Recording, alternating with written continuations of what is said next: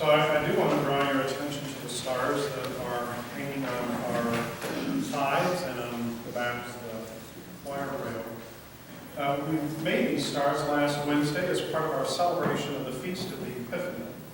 And the Epiphany is another name for Epiphany is awareness. And what typically happens in an Epiphany, and we all have these in our lives, is that we see something differently. All of a sudden, the patterns of life kind of come together and we realize, oh, that's really what's going on. Now, in the commercial world, they have taken this wonderful religious word and kind of commercialized it, so you can hear, oh, I don't know, Beyonce say, oh, I had an epiphany. We're all very thankful for that. But it's probably not like the kind we're talking about. And it's okay, as long as we get the idea that the Feast of the Epiphany is an awareness that God's light has come into our lives. And because of that light, we begin to see things differently. You know how it is to walk through a room with no light. You can stumble over little things, even in a house that you know very well. You know, what always gets me early in the morning is wherever the dog has decided to place the dog bone, which is Nile, bone, and sharp. So when I step on it, it is not a pleasant experience. If there were a little light, so I've learned, turn the light on. That gives me an idea of the path that I must walk. That is what light gives to us, and that's Epiphany. Before Jesus, the people that believed in God, the people of faith, the community of faith, wandered about with not a lot of light. And they kind of went back and forth to try to figure out, is God cranky, warlike, vindictive, going to get you? Or is God loving and bringing peace and joy to God's people? We have in Isaiah this beautiful phrase, I am the Lord your God, the Holy One of Israel, your Savior. And because you are precious in my sight and honored, I love you. We can also hear that God kind of took care of Israel's enemies. So you can see how we're not quite sure. What is the message here? For us, what has happened at the birth of Jesus is that he is the light of God. He is the revelation. He is the purest message from God. He is not light that is kind of partially lit, not occluded or whatever you could call it. It's not a flashlight with a dim bulb. Jesus is brightness itself. Sometimes so bright that you and I cannot even see. What has to happen and what Jesus did actually, you know how this is. Darcy and I were driving home the other day, and we were going back to Port Ludlow, and we went around a curve before Fat Smitty's hamburger joint. Not a endorsement. But there's a curve, and you come around, and the sun was exactly perfect that first of all, it was out, so that was kind of miraculous. But here's the sun. We came around the corner. Darcy was driving, and we're absolutely blinded by the light. There was plenty of light, but there was no way that we could see it. So, there was a moment or two going around the curve at 60. Oh, I'm sorry. It's 55.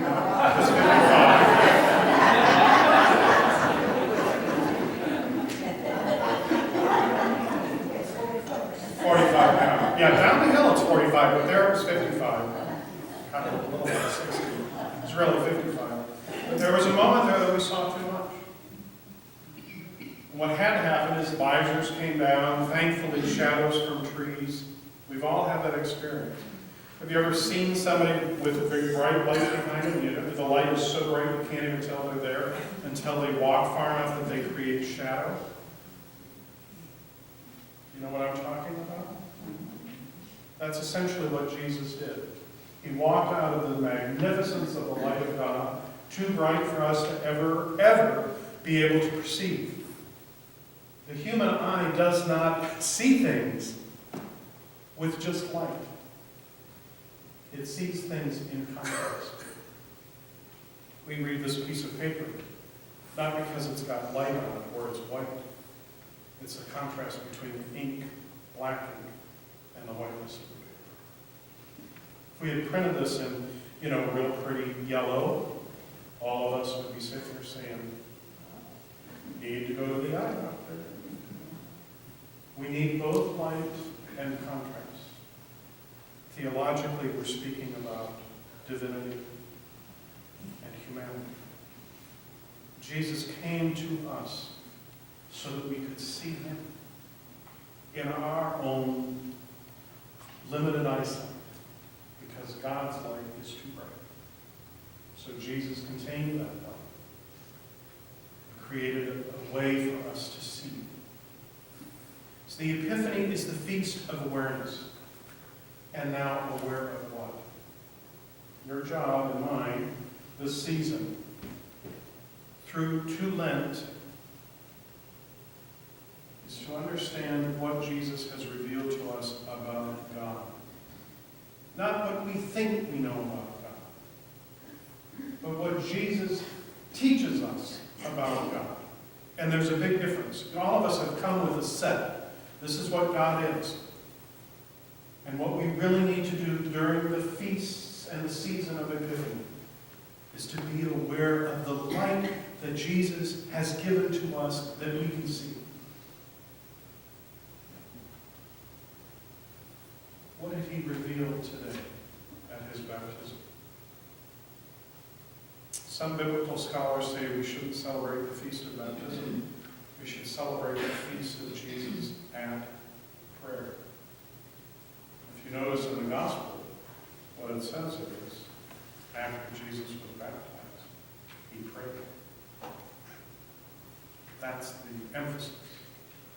And from that prayer, a voice came to him and said, "You are my son, my beloved.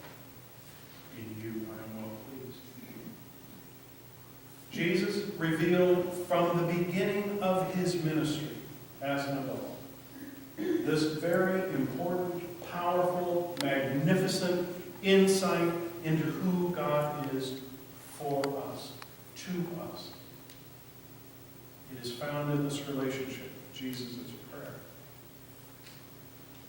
that God is Father, Mother, author of all life, all light, all holiness.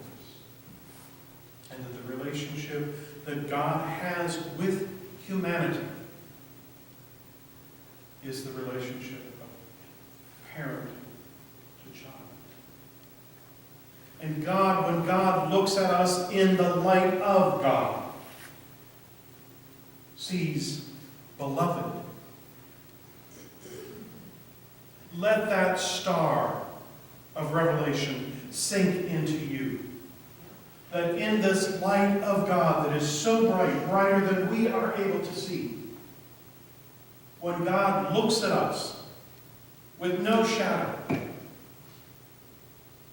he sees beloved. By the way, that's God's doing, not ours.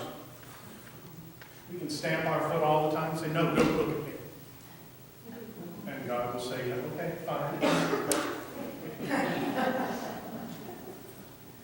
I still see my beloved. No. This is what Jesus teaches us, the beginning of his ministry. God loves us.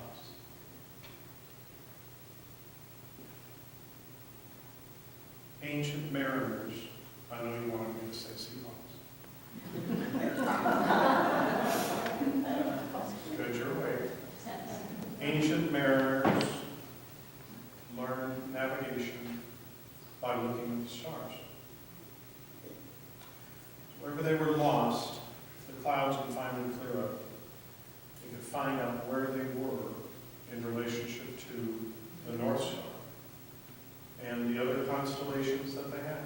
So even if they couldn't see the North Star, if that was behind a cloud, they knew that Cassiopeia, or whatever they called it, pointed to the North Star. And the Little Dipper, or whatever they called it, pointed to the North Star. As we wander through life, and we're going to get to this, Lent is coming, and that's when we can talk about wandering far from God and sinning. But not today. Not in this season. In this season, in a sense, what Jesus is for us is the North Star. That as you and I wander through life and sometimes lose our way, the point is that God always sees us as beloved, and Jesus is like the North Star. We have to just look to Jesus and hear what he says about God to teach us how we relate to God. Today that revelation is, you are children and you are beloved. So if you don't feel that someday, if you're wandering through life and get stuck on something else, do what the ancient mariners did. Look for the North Star.